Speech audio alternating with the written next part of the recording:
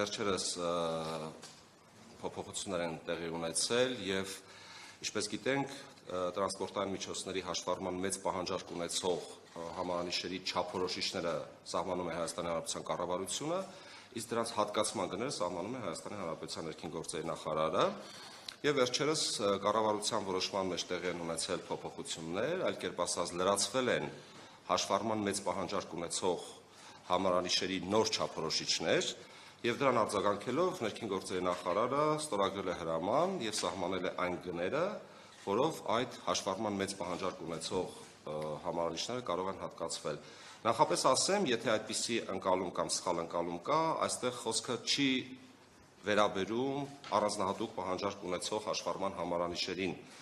Դրանց հետ կապված աճուրդային կանոնակարգումներ ինչպես եղել են, այնպես էլ շարունակելու են գործել։ Ընդ որում այդ չափորոշիչներում եւս որևէ փոփոխություն չի կատարվել։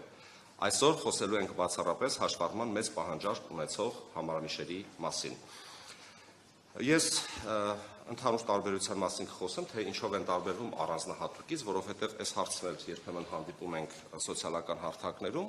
որպեսզի մեր քաղաքացիները կարողանան հստակ դրան տարանջատել եւ նաեւ եթե անհրաժեշտություն կլինի, իհարկե կխոսենք նաեւ կոնկրետ թվերով, թե օրինակ որ կոմբինացիան, որ համադրության համար ինչպիսի գին է սահմանված։ Հաշվառման առանձնահատուկ պահանջարկ ունեցող համարանիշները բաղկացած են կամ առնվազն 4-0-ից եւ 1 թիվ, իհարկե լատինական տառերը գիտեք, կրկնվող կամ տարբերվող, սրա մասին առանձին չանդրադառնանք։ Առանձնահատուկ պահանջարկ ունեցող համարանիշներում միշտ առկա է կամ 4-0 եւ 1 թիվ կամ 5-0։ Սա բանաձև է, սա ամրագրված է։ Բայց մեր քննարկումները, քաղաքացիների ստացված դիմումները, հետազոտություններն ինչ են ցույց տալիս, որ այնուամենայնիվ հաշվառման մեծ պահանջարկ ունեցող համարանիշների չափորոշիչներում դեռևս ընդգրկված չեն եղել այնպիսի համադրություններ, որոնք իսկապես քաղաքացիների շրջանում ներկայացնում են որոշակի հետաքրքրություն։ Հիմա ես փորձեմ բանաձևել, թե ինչն ենք փոխել, կոնկրետ կոմբինացիան ենք անդրադառնանք։ Նախատեսել ենք այնպիսի չափորոշիչներ, երբ համարանիշի մի կողմում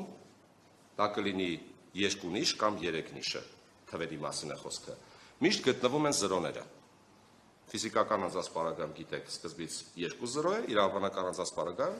3-0 է, կամ 2 նիշ եւ 3 նիշ համապատասխանաբար։ Լատինական տառերը, ինչպես բոլոր պարագաներում, կարող են լինել նույնը, այսինքն կրկնվող կամ տարբերվող։ Մյուս կողմում թվերից կամ նույն թիվը կրկնվում է, ասենք 3 հատ 1, կամ 2 թիվ կա, որոնցից մեկն է կրկնվում, ասենք 121։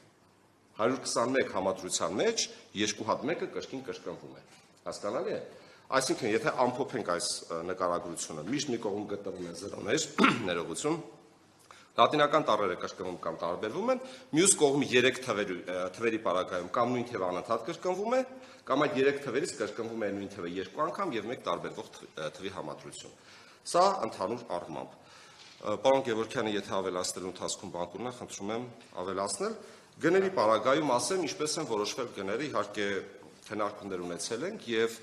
արկա չափորոշիչների եւ գների համեմատական ենք անցկացրել, թե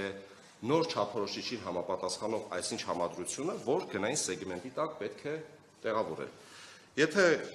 ձեզ կհետաքրքրի, ես կարծում եմ կհետաքրքրի պայմանական պատահականության սկզբունքով ես կարող եմ որոշակի այսպես ասած համադրություններ հրապարակել, ասեմ, որ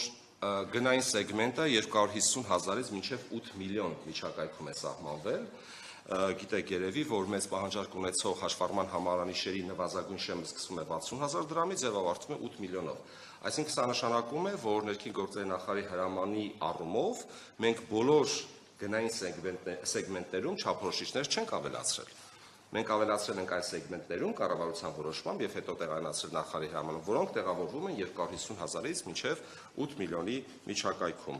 Օրինակ, 250,000 դրամի սեգմենտում այսպիսի համադրություն ենք ավելացրել 00 +- XXY։ Այսինքն, ինչպես ես նշել եմ, մի կողմ 0-ն է, սա ֆիզիկական անձանց հատկացող համարանիշ է, 2 հատ 0 մի կողմ, +- նշանակում է տարբերվող լատինական տառեր, XXY իմացածն է, XX-ը կրկնվում է դա նույն թիվն է, Y-ը տարբերվող թիվն է։ Օրինակ, պատահականության սկզբունքով 00 A AB լատիներեն եւ 771 օրինակ։ Այսպիսի համադրություն։ Ունենք Օրինակ 600,000 դրամանոց սեգմենտից օրինակ բերենք XX պլյուս մինուս 3 հատ 0, էլի մի կողմ ունենք 0, էլի մի կողմ ունենք թվերի համադրություն եւ կրկնվող կամ տարբերվող լատինական ուրեմն տառեր։ Նույն համաչափությունը պահպանված է նաև իրավաբանական անձանց հատկացվող համարանիշերի պարագայում, արդեն իմ ասած սկզբունքով 3 նիշը պարզապես գալիս է ավելի սկիզբ։ Ես նաև ասեմ, որ պարոն Գևորգյանի հետ էլ մենք այդպիսի քննարկում չէ, ուղղակի տեղեկատվության փոխանակում ենք ունեցել, խոսքը վերաբերում է այն հաշվառման համարանիշերին, որոնք պարունակում են 7 նիշ։ Սա էլ կանխելով այն հարցերը, թե արդյոք կարող են այս համարանիշները հատկացվել մոտոցիկլետներին եւ այլ փոխադրամիջոցներին։ Ոչ, սա այն տրանսպորտային միջոցների համար է նախատեսված, որոնց համարանիշների համար նախատեսված է 7 նիշ, այսինքն 5 թիվ եւ 2 տառ։